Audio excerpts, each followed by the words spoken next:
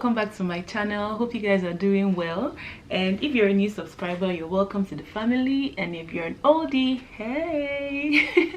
Hope you guys are well. You know what, guys, I just realized that before I can bring you guys up to speed, I just realized that I haven't actually told you guys my PR story. PR being permanent resident story, how I got to relocate to Canada. Okay, so I thought I would start with the backstory before I bring you guys up to speed with what's going on currently, because I know that a lot of people still want to know how to come, even though now it's a bit difficult because of the Panera. But I just felt I should share my story with you guys, and I hope I don't forget, because it's been 2 years now. So I hope I can give you guys the full details. As a matter of fact, I actually wrote typed out some things that I was going to really talk about so that I don't miss the details. Let me bring my laptop. Oh, meanwhile, do you like my makeup? If you want to see how I got this, if you want to see how I did this look, you can just follow me on Instagram. I posted it there on Instagram. Or maybe I haven't posted it by the time you see this video, but I'm going to post it on Instagram if you want to see how I did this look. Okay, it's been a while since I wore makeup, so yeah. Okay, so let me give you guys this gist as it flows. All right, see, first of all, let me just say that I'm one of those people that I really love Nigeria. Like, there is no place like Nigeria in this world. You guys can testify to that. There's no place like Nigeria, seriously. But Nigeria has been falling our hand, so it's only natural that we look for an option. You know, it's not like we're running away from the country, but you know, it's better to have an option than to just have one option. You get? So you know, I did my masters. When I did my masters, my mom is always, she's this kind of person that she likes all these abroad things very well. Me, I'm not really saying that. I would prefer to just visit and come back, you know. But things changed, you know. So when I finished my masters, my mom was like, oh, why don't you see if you can stay back and get a job and, you know, try and stay and get your papers. First of all, let me apologize. You're going to be hearing noise in the background because my nieces and my nephew, they're downstairs. So that aside, focus on the story, okay? So after my masters, my mom was like, oh, stay back. I was like, I beg, I don't want to stay. I want to come back to Nigeria. I had big dreams. I want to open my makeup studio. I want to do this, I want to do that, you know, young girl. So in fact, it was so bad to the extent that after I submitted my dissertation, I was tracking out the dates like on my calendar. I couldn't wait. My return date, I still can't forget, was 19th of August. I couldn't wait to go back to Nigeria. Then I went back to Nigeria. I was focused. I wanted to open my makeup. In fact, I was setting up my makeup studio and everything. And then this is just a little backstory. And then I got a job. And then the job is like a lot of people's dream job in Nigeria. So there was no way I could turn it down, you know. And then my mom is like, oh, don't worry. You can always run your studio and do your job, you know. When you close from the office, you stop by your studio before you go home. And honestly, deep down in my heart, I knew that this was not going to work, because I wanted to give my studio my all. I wanted to give my makeup career, my makeup business my all. But obviously, divided attention, it can never work. You're going to treat it as a side hustle, and it's going to pay you like a side hustle, you know. So as time went on, I was working, and then my makeup business suffered. And then I just continued working, you know. Then fast forward to, I think, was it 4 years or 5 years later. This was in 2019. In fact, right before then, my mom had already been singing this Canada thing inside our ears. My brothers, my sisters, like, you know, evil. So every day she will come, she will be like, do you know this our neighbor, they've gone to Canada? Do you know this our neighbor, they've gone to Canada? Whenever she says anything, it just flies past my ear. I'm like, I think this woman, I want to stay in Nigeria. I love Nigeria. I don't want to go to any other place, you know. So, but something changed in 2019. Okay, first of all, my sister-in-law and my brother, they had already started the process, but still I wasn't interested, you know. My mom will come and be giving me their progress reports. It's not my business. She'll come and be giving me their progress reports. Oh, they've submitted. Oh, they've invited them to do this. Oh, they've done this, they've done that. And I'm always like, oh, I'm happy for them, I'm happy for them. But it wasn't really my thing, you know. But in 2019, in 2018, me and my friend and I were always talking about it, but we never really like made any move, you know. We'll be like, let's apply for this Canada thing now. And I'll be like, oh yes, let's apply now. And she'll say, we have everything, no. And I'll be like, Abby, and that's where the conversation will that's where the conversation will end. We will not do anything. Every time she's like, oh Juliana, let's apply. And I'm like, you know, and that was it. Now these were two of my friends. There was Tola and there was Idem. In fact, you know what, when I even started practicing to write IELTS, okay, then one of my friends, a makeup artist too, all of a sudden I saw the girl in Canada, and then I sent her a message. I was like, what's up? First of all, I thought it was visit, and then she had stayed for so long, so I paused that. I was like, this was 2018 August. I was on holiday in London, so I sent her a message. I was like, how far, how come you've stayed this long? And she was, oh no, what happened was I saw her YouTube video. This story I'm giving you is full disclosure, you get. So I saw her YouTube video. She was like, oh, I'm leaving Nigeria to Canada. I said, hey, what is happening, you know? So I sent her a message and I was like, babe, what's up? How did you do this thing? She was like, oh, that she just applied and blah blah blah, yada yada yada, you know. She told me all the steps, but at the same time I still wasn't interested like that. I was just acting based on my mom's pressure and all that, you know. So she was like, oh, you have to evaluate your certificate, then you write IELTS. She gave me like an advice. Then she was like, oh, but evaluate, what did she say, which one comes first? Okay, so she was like, evaluate your certificate first before you write IELTS, because when you evaluate your certificate, it lasts for 5 years. But IELTS, if you do IELTS before evaluating your certificate, first of all, you don't know how long it's going to take for your school, for the correspondence between your school and WES. So you don't know how long it's going to take, and that might eat into your IELTS time. That's the validity of your IELTS results. When she was telling me that at the time, I didn't understand. I just kept on saying, oh, okay. Then when I came back to Nigeria, I went to look for I wanted to evaluate it then, but there was something I didn't have also. So I busted. I was not interested. Then towards December 2018, my friend and I were like, okay, let's go and write. And I was like, okay, let's write IELTS. Bearing in mind that I hadn't even evaluated my certificate too. So we registered. She was in Calabar, me, I was in Abuja.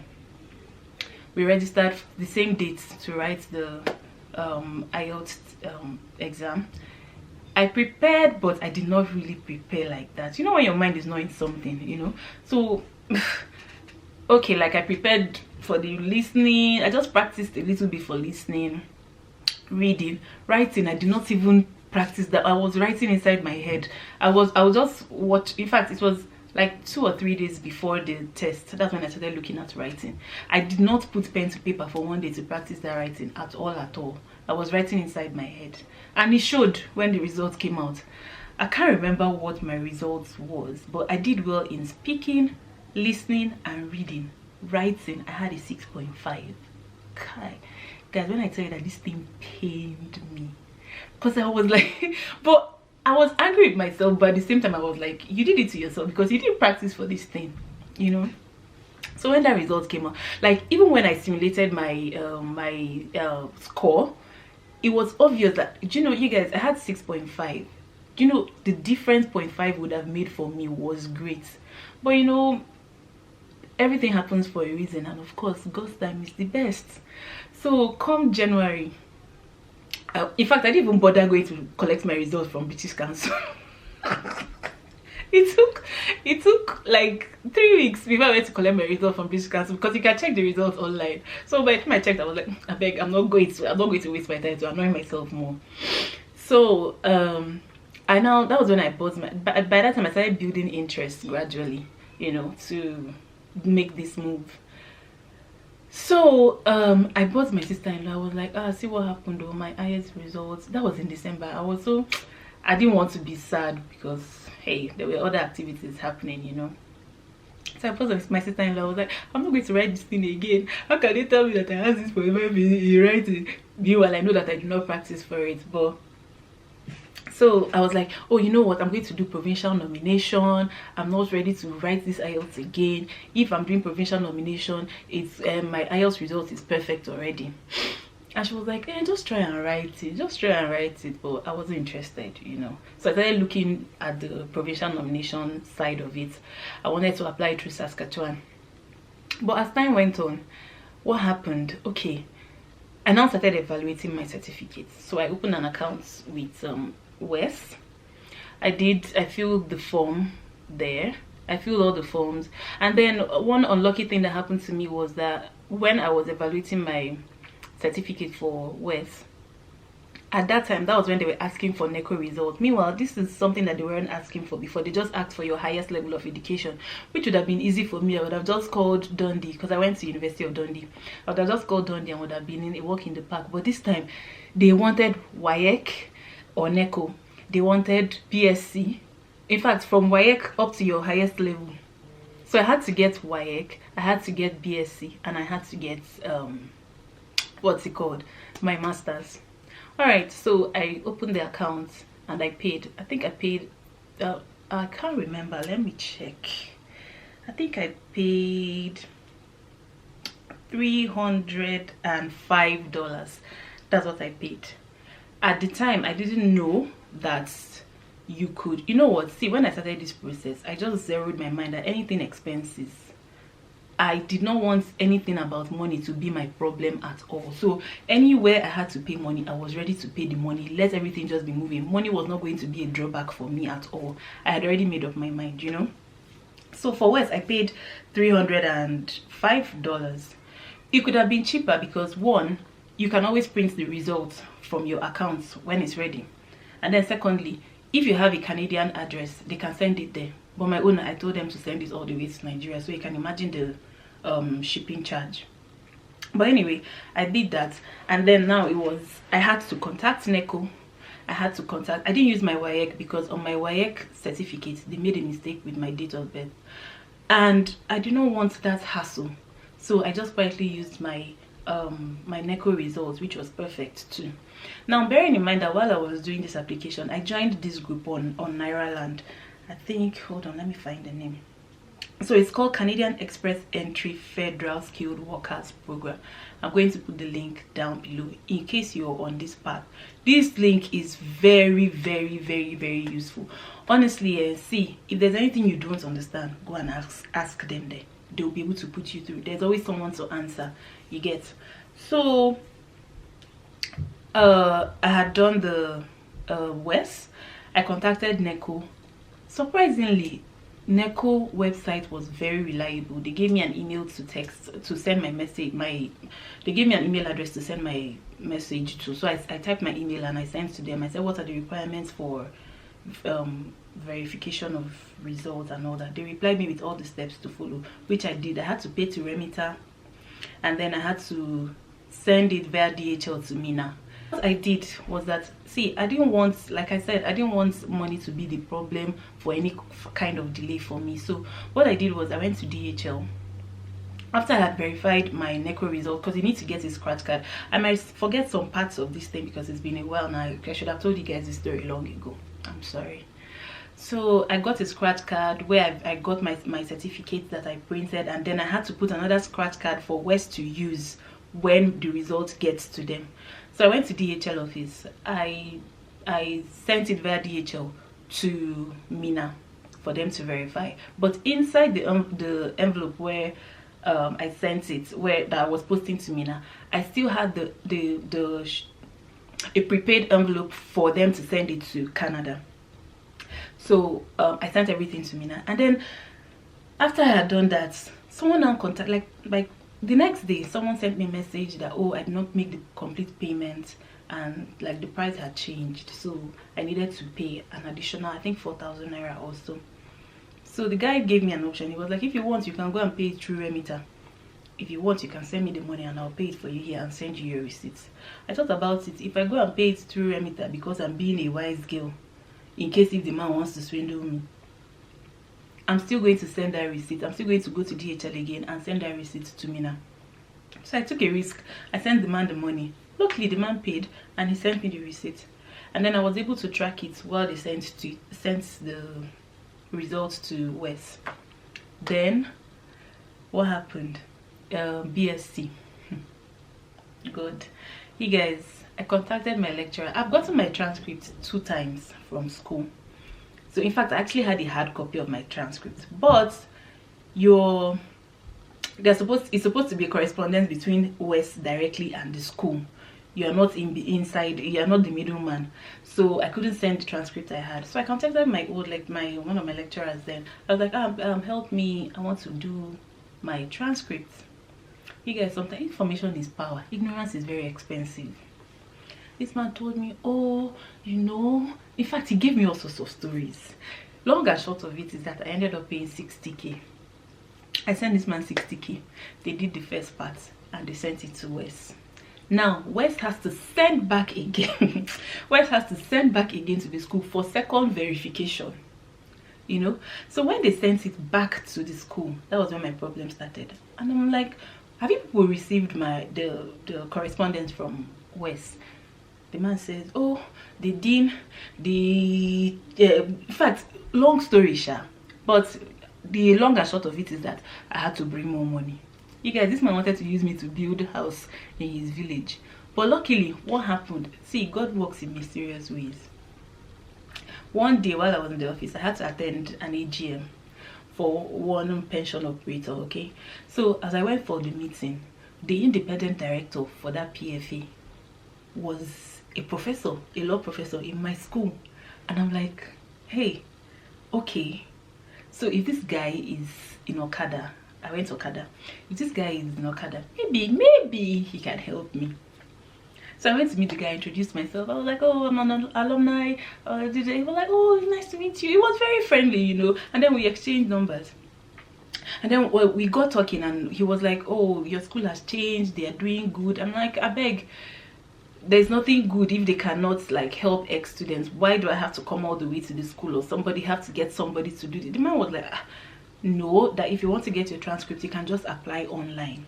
You guys, I went to the school website and I saw it there that you can just apply for your transcript. 25,000, you guys, 25,000. I paid this man 60k, 25,000, and they will do everything for you.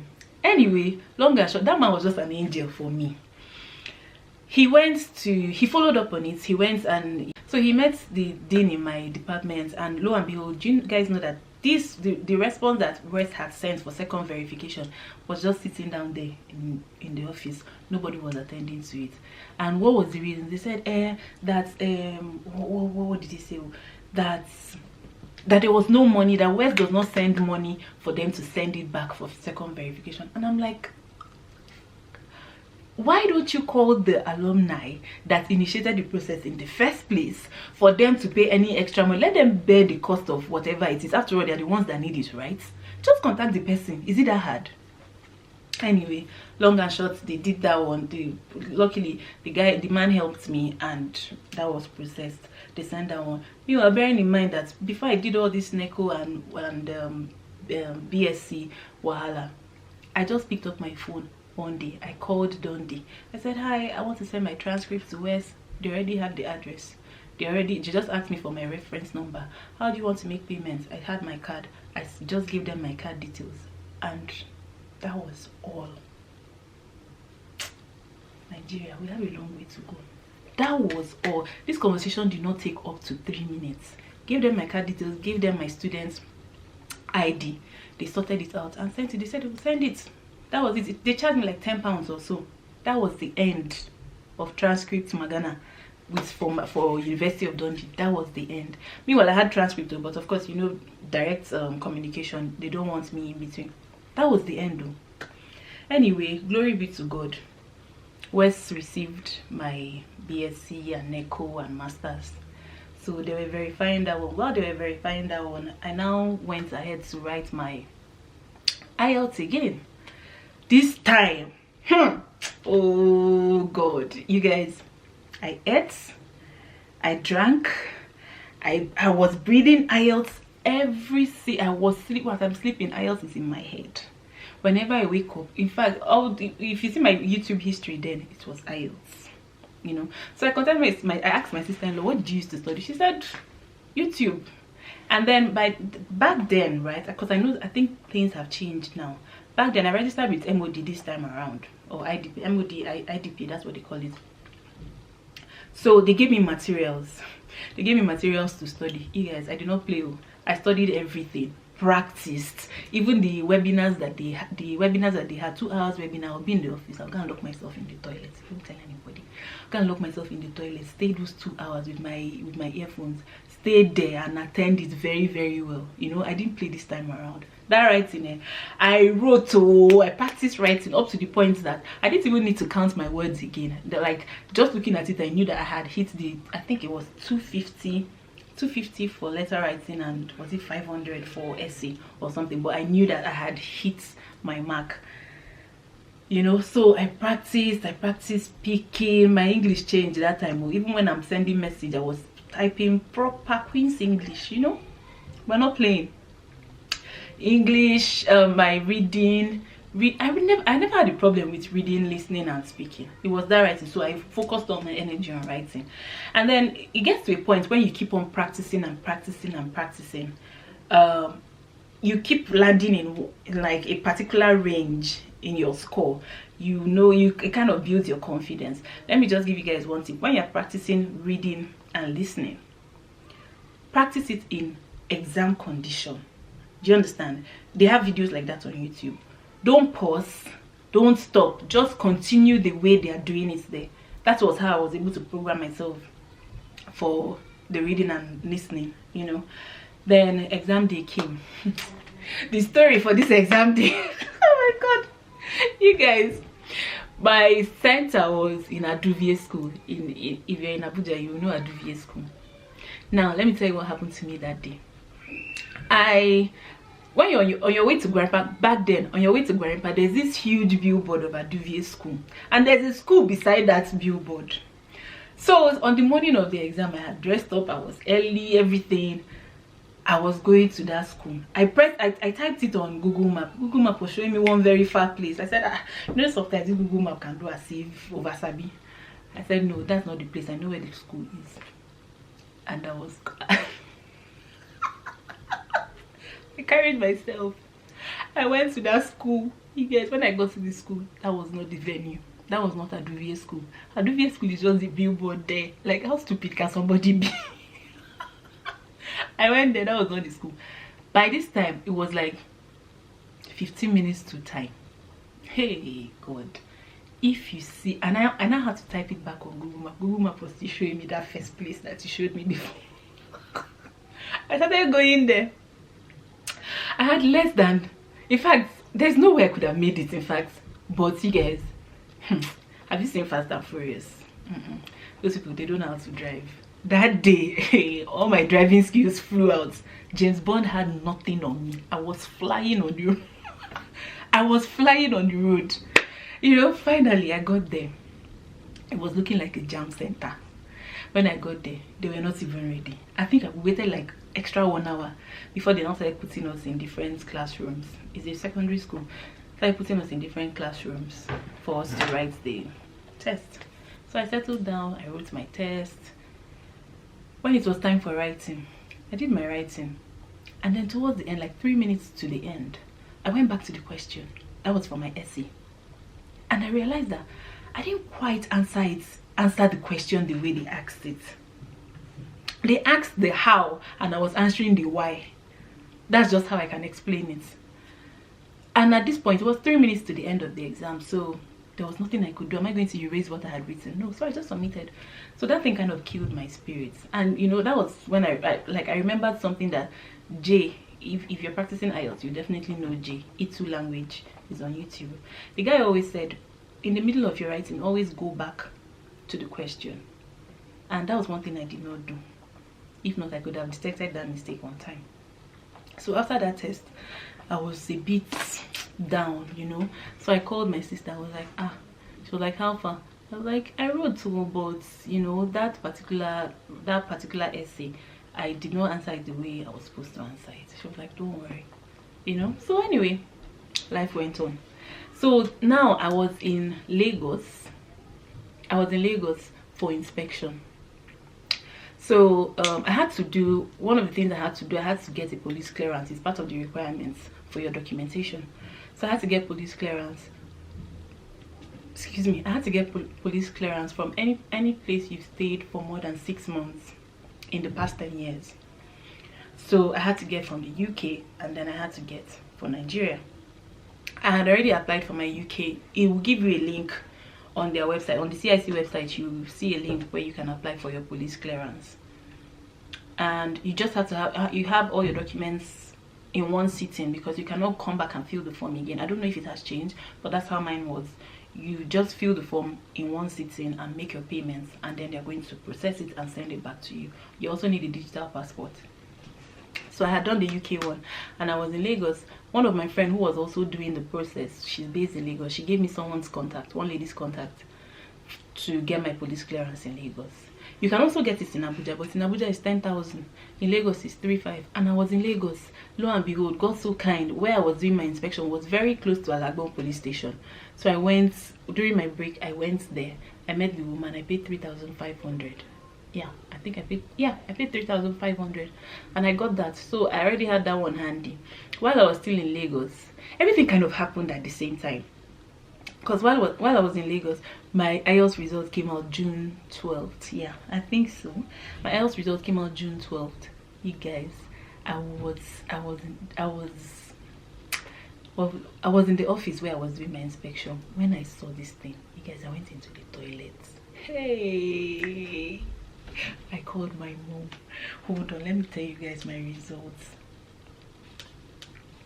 Yes, so for my IELTS result, I had, for listening I had 8, for reading I had 9, for writing I had 8 this time around, all the way from 6.5 to 8, and then for speaking I had 8.5. So my overall was 8.5. This was as at June 12th. So yeah, so IELTS result was out, and then West, when was this, how did this happen? West 2 came out about the same time. I'm losing track of the dates anyway, but West came out the same time. Then the police report also came to Abuja. I was in Lagos, but my mom helped me receive it in Abuja, and then I had the Nigerian police report. So what happened? Okay, so I had my IELTS handy. I had the UK one, but it was in Abuja, of course. Then what happened? I'm trying to remember the story. All right, so at the 24th June, yeah, so on 24th June my West result was ready. So I had already scanned my IELTS results. I was back in Abuja then, so I scanned my IELTS results. When West came, I scanned that one. That was when I realized that you can actually just print it online. You didn't need to receive the hard copy, because that's what I used finally. So I submitted. Those are the 2 things you need to submit. You need your ECA, and then you need, that's like the verification of your certificates, and then you need the IELTS. So I had those 2 already. So I entered the pool. You guys, I entered the pool 24th of June. They did the next draw 25th of June, and I was invited. I got my ITA. So you guys, I was invited, and then I already had all my documents, you know. So you had to submit your education, your digital photo, medicals. You had to go and do medicals. They had a designated place where you go and do your medicals, and then your police reports and proof of funds. You need at least 4 months bank statement and a reference letter from the bank, and then you also need proof of employment. So I had my employment letter, promotion letters, and a reference letter. And what else? And then you need your travel history. And then luckily by then my brother had already moved to Canada, so he was able to, him being a permanent resident already, I was able to get 15 extra points from him. So so that kind of boosted my score. So my overall CRS was 471, and then the draw that they did was 469, so it was automatic ITA for me. ITA means invitation to apply.